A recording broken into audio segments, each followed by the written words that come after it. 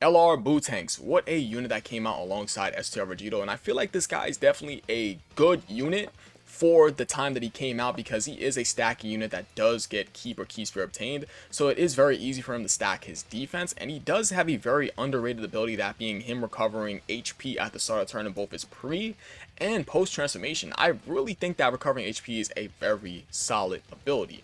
One thing about him that is super interesting, that he does seal the enemy's super attack for 5 turns. A 5-turn seal? I mean, if they just change this to a 5-turn stun, you guys know how gross that would be? I think that this should have just been like, I think this should have just been together. Like 5 key and seal the enemy for 10 turns. Like, who cares? It's like, why did we separate it? Because Vegito sees super attacks for 10 turns, this could have just been combined, you guys know? And another thing about this guy I'm going to go ahead and nitpick is the fact that he doesn't have big bad bosses pre-transformation. Why? Why do you have fear and faith over big bad bosses in your pre-transformation? I don't get it. I really don't get it. Dokkan, you could have just left him with big bad bosses inside Buutenks. What's going on, guys? It's your boy Deb, back with another one of these Dokkan battle videos. Here to talk about LR Buutenks. So LR Buutenks is the worldwide celebration unit alongside STR Vegito back in 2020, and I feel as if though this guy's release was definitely warranted alongside STR Vegito. So how does this guy perform during his meta, that being the extreme super battle road meta back in 2020? Now, of course, if you guys take a look at him, he definitely stacks in both his 12 and 18 key super attack, he stacks attack in his 12 key, and he stacks defense in his 18 key. So you guys would be like, oh, okay, since he stacks, he will be more so catered for the Legendary Goku event, or like Infinite Dragon Ball History, or any of these other sort of long events. I definitely could agree with you guys for that, for sure, but I feel like this guy was definitely a powerful option for Extreme Super Battle Road 2 because, of course, he was covering HP, which definitely helped him get his transformation condition off. He also had keeper keys obtained with a super attack chance, so this guy was just able to be able to stack attack and defense at the same time on that same rotation. And one thing I do want to know about this guy is the fact that he is an extreme physical unit, and extreme physical actually needed a lot of help at the time, especially for those first 10 stages for Extreme Super Battle. So him coming out was definitely a very helpful option. And when this guy does transform and get that 5 turns to seal off, I felt as if though I feel like it was alright. Although people thought it was kind of useless outside of battle, which I could definitely see that. I feel like this is pretty solid for just Battle Road and Battle Road exclusively. It's like for Dokkan Battlefield, like, when are you ever gonna go ahead and get this guy out and seal? It's like, it's rarely ever, because those Dokkan Battlefield enemies go down quite quick. You kill them very quickly.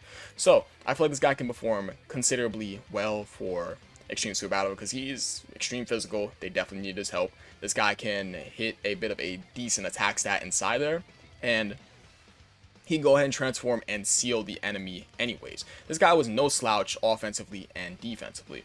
So how does this guy perform inside of today's meta, that being the red zone slash 200% leader skill meta with Cell Max and all that good stuff? So for Cell Max, you're clearly not going to bring him. He only has 120% attack and defense, and he's a stacking unit, so he's not going to have enough time to stack, and this guy will go ahead and get you killed.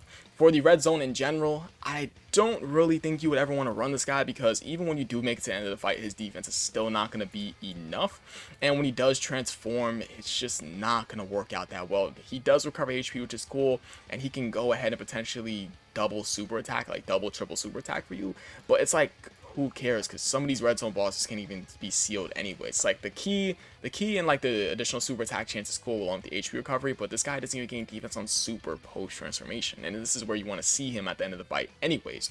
So for like red zone, it's just not really going to work out. Now for Omega, it could be interesting because he is physical. Omega is clearly int, but like outside of that, it's a little weird. Now, I know people would probably say go ahead and try him against like red zone Frieza, try him against like red zone Shadow Dragons.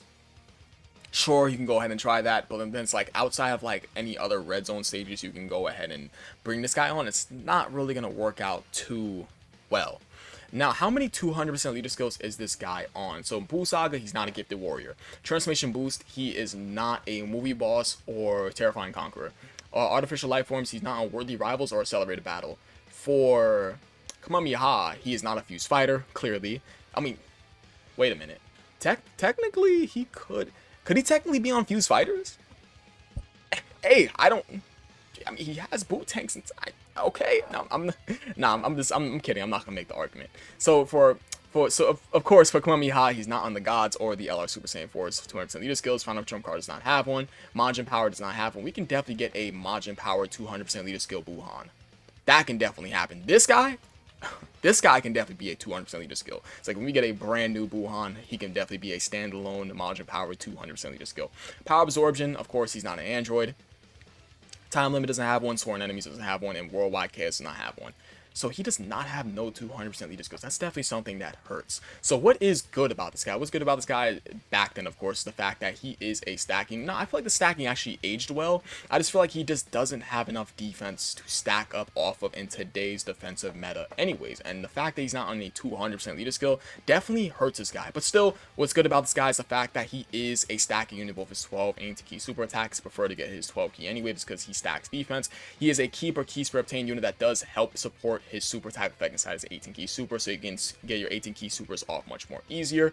And the fact that he does have super attack chance, so you can potentially stack your attack twice and stack your defense once. How that works out is you do your 18 key super attack once, then you go ahead and get your chance to do another super attack off inside your passive. And of course, because since this guy is physical, you have free 5 additional, so you go ahead and get off another 12 keys. So this guy can do one 18 key, then he can do two 12 keys, which is definitely quite solid.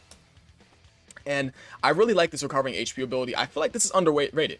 This is definitely an underrated ability because it's like you don't see it, but then like it's helpful because like you can live a super attack with like a slither of health. You be like, how am I still alive? Where'd that HP come from? And it'll just be him.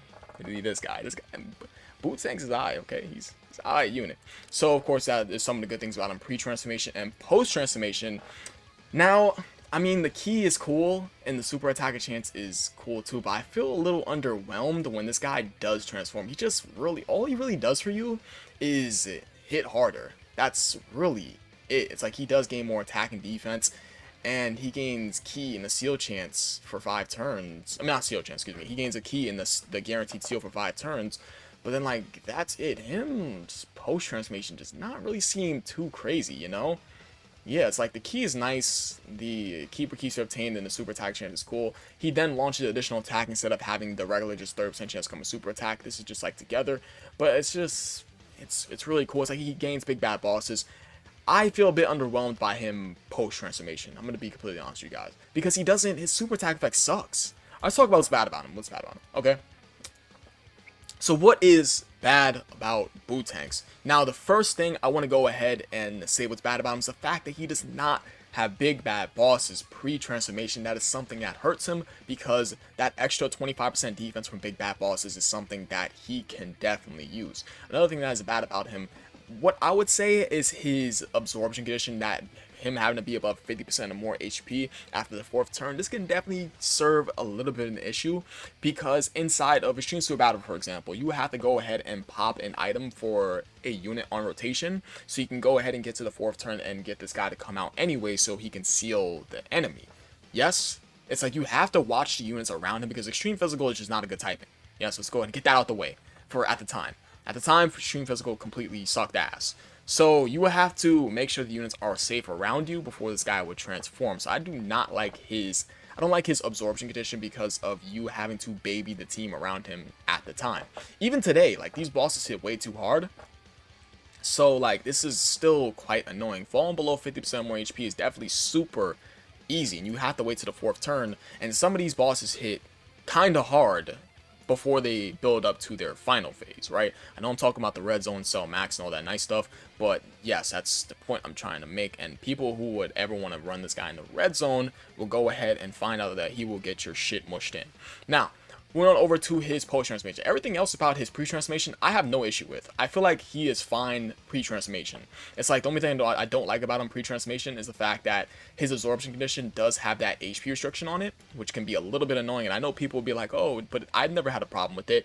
Just because you have never had a problem with it doesn't mean that me or another person has not had a problem with it. So if I did not have a problem with his HP restriction, I would not be addressing it as I am right now. No disrespect, of course, but still, that is something I wanted to address. I've been fumbling words all day today. So, yes, the only things I do not like about him pre-transformation is his absorption condition and him not having big bad bosses. Now, moving on over into Buuhan. It's like this, he doesn't have a lot. It's like his super attack effects suck complete ass, and it's just like, this is it. 150% attack and defense, of course, launch initial attack, that has a 30% chance to become a super attack, which is cool. He still keeps retained, he gains key, but like, who cares? That's like, guys, guess what? Outside of like Battle Road and Dokkan Battlefield, where these bosses can definitely be sealed, who cares about this? Like, what? This sealing ability is almost useless in today's meta, because like, it's by the time you make it to the end of like, let's say a long event, that boss can't be sealed. Who cares? That boss cannot be sealed. Sure, he's going to be hitting hard and having a nice, beautiful defensive stat and attack stat, but it's like, this is completely just worthless. And this just comes with the LR anyways. The recovering HP, the 150% attack and defense, and launch initial attack that's 30% chance to become a super attack. It's just like, he's so bland. He's a bland unit post-transformation. So yeah, I think that is really all that needs to be said about the LR Buuhan unit. I feel like here's the underlying issues with him. Pre-transformation, his absorption condition could definitely be a little bit annoying outside of long events. And the fact that he does not have big bad bosses. And then post-transformation, he's super bland. Super bland. He can look kind of unimpressive if he does not stack up enough. And he has terrible super attack effects inside his post-transformation. And the fact that he does not have a single 200% leader skill is definitely something that is very annoying. But trust me, when he gets his easy in the future and we get a Manjin Power 200% leader skill, he's definitely going to be much more better. Let's take a look at some of his best single partners. And yeah, those fumbles I be doing in the video, like me like stuttering over words, I leave those in the video because, hey, we're all human, right? I'm not gonna go ahead and cut that out because I'm not embarrassed about it. So let's go ahead and take a look at some of his best swinging partners. I mean, he does have himself, obviously, which is cool, but like, this is completely unlikely that you ever run these two right next to each other on rotation. We have the STR Super Buu, who is complete garbage right now, so I don't think you would run this guy. He definitely needs an easy A. I don't think they would make him a slot 1 unit, but if they did prove me wrong, and they did, that would be very, very nice. I would really like that. What's another one? I mean, LR Physical Janemba. That's very nice. And then the rest of these guys are just complete, just whatevers. Except him. For long events, he's cool. It's like, if you're ever going to run this guy, you have to run him. Outside of long events, you must run LR Physical Janemba right next to this guy. Because you run this guy right next to anyone else outside of like long events or like, I don't know, like Shinsu Battle Road, for example, it's just like this guy will get you killed. Let's see him with his best singing partners post-transformation. Now that he has big bad bosses. Let's see, of course, I mean, this is unlikely, of course. You suck, and of course, you suck. It's going down. I mean, we talked about LR Physical Janemba already anyways, like, you two are no. LR Physical Cell, no. It's like, this is nasty, but the only issue is that you're a slot 2 unit, and you are a slot 2 unit, so it's like, no, that's not gonna happen. I mean, you could do like a bit of an interesting rotation for transformation boost, where you run this guy right next to this guy, but, well, for long events, but it's like, that's really all there is to be said about this guy. I feel like this guy could just like easy A and become a god once we get a new LR Buuhan. I can see it. Yeah, for sure. And LR Int Cell and AJLR Gohan got their easy A's announced, which is something that is very crazy. I showed it inside the 24/7 Discord server. Join the 24/7 Discord server. But yeah. One thing I do want to announce before I go ahead and end out the video is the fact that you guys are commenting some units that I've already spoke about, and I definitely go ahead and I appreciate you guys for all the comments, for sure. But I want to go ahead and announce that I do have a playlist full of videos that units I'm pretty sure I've already spoke about. It is called Unit Review.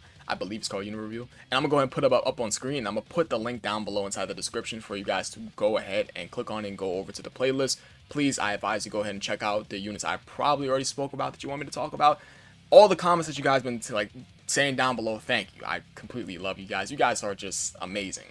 Where would I be without you guys? You guys are the best, the greatest. I'll catch you guys in the next video. Peace.